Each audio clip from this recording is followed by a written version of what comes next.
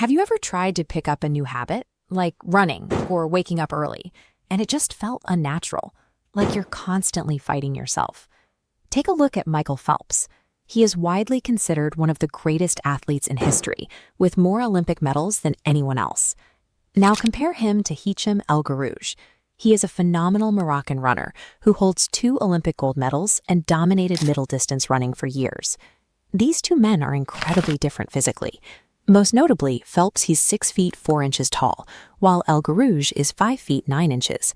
Despite that height difference, Michael Phelps and Hicham El Guerrouj wear the exact same length inseam. Phelps has short legs and a long torso, a perfect mechanical advantage for pulling through water. El Guerrouj has the inverse, long legs creating an ideal frame for distance running. Imagine if they traded places. At his peak, Phelps weighed 194 pounds. Taller runners are heavier runners, and every extra pound hurts when you're running miles.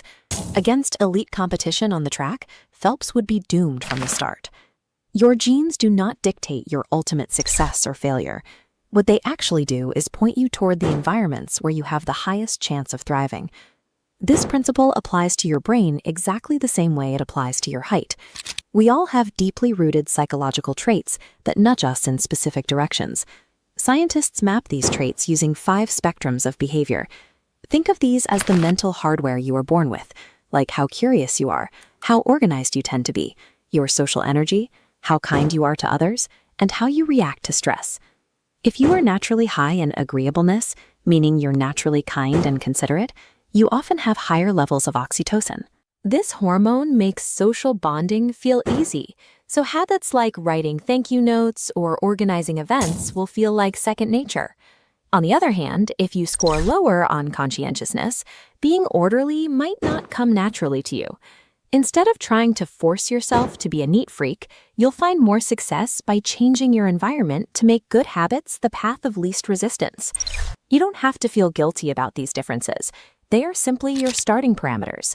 To make a habit stick, you need to choose the version of it that naturally aligns with your personality, rather than forcing yourself to do what happens to be popular.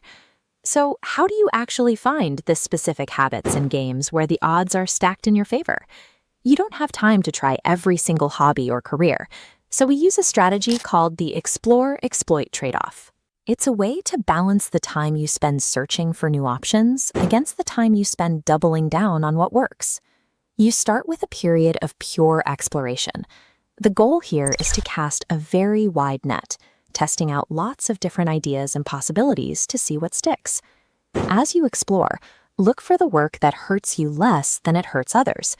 If you find yourself enjoying the process while everyone else is complaining, you've likely found a task you were made to do. Notice when you get in the zone.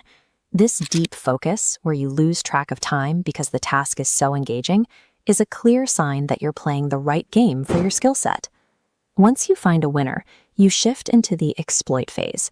Dedicate about 80% of your energy to the strategy that delivers the best results, while keeping the last 20% free to keep experimenting and searching for the next big thing. Pick a habit that fits you, and you get rewarded with faster progress, which motivates you to keep going. Pick the wrong habit, and everyday life becomes a struggle. There's a classic cooking metaphor that beautifully illustrates how environments shape us. If you place a solid raw potato into a pot of boiling water, the heat breaks it down and makes it soft. But if you take an egg and place it into that exact same boiling water, the inside transforms and becomes completely hard. You cannot control whether you were born a potato or an egg. Your genes are what they are. But you can always choose to play a game where it is better to be hard or soft. If you aren't the absolute best at what everyone else is doing, you can combine your average skills to build a highly specialized category where you are the only one competing. Having a genetic advantage doesn't mean you get to skip the hard work. It simply gives you a map, showing you exactly where your hard work will actually pay off. To maintain your motivation over the long run, take the time to understand your own nature, align your ambition with your natural ability, and choose to play a game where the odds favor you,